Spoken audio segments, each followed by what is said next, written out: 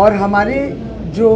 Complaint थी वो कल ही हम लोग लिखित कंप्लेंट दर्ज किए हैं सर्वभारतीय तृणमूल कांग्रेस की तरफ से। इस लिखित कंप्लेंट में जो भाजपा के वर्तमान उम्मीदवार हैं दिलीप घोष, उनके विरुद्ध एक कंप्लेंट दर्ज किए हैं। कंप्लेंट में हम लोग लिखे हैं कि वो कल जो है ममता बनर्जी के संबंध में, एक महिला के संबंध में, मुख्यमंत्री के संबंध में कुछ आपत्तिजनक,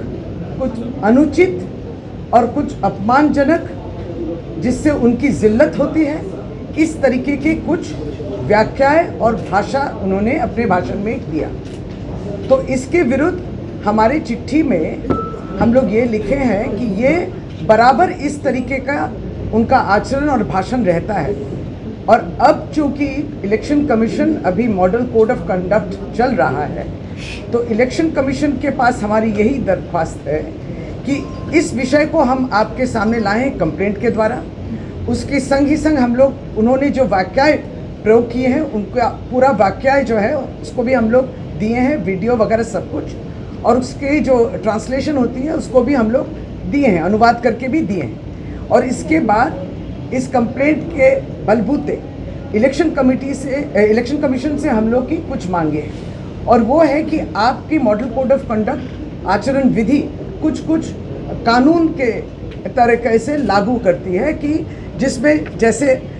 माननीय चंद्रिमा भट्टाचार्य ने पढ़ा है कि कोई भी पॉलिटिकल पार्टी या कोई भी उम्मीदवार इस तरीके के स्टेटमेंट और इस तरीके के करतूतें न करे जिससे कि किसी भी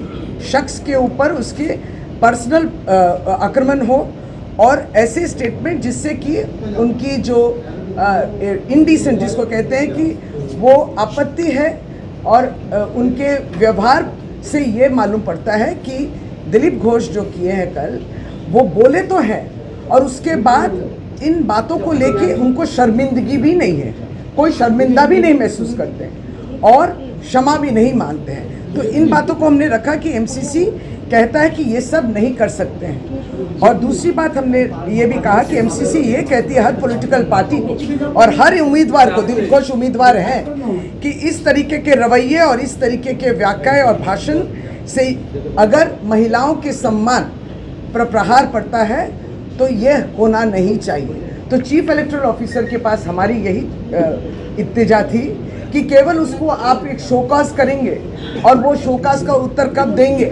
और तब तक निर्वाचन आगे बढ़ जाएगी, ऐसा नहीं हो सकता है, क्योंकि ये बार बार करते हैं। तो इसके ऊपर कुछ कड़ी से कड़ी कार्रवाई कीजिए और इतने हद तक भी जाइए। हमारी तो यही उम्मीद है कि अगर एक उम्मीदवार इस तरीके से बातें करते हैं ममता बनर्जी के संबंध या महिला के संबंध में, तो उनकी तो कैंडिडेचर को भी बंद कर देना चाहिए, बातिल कर देना चाहिए। तो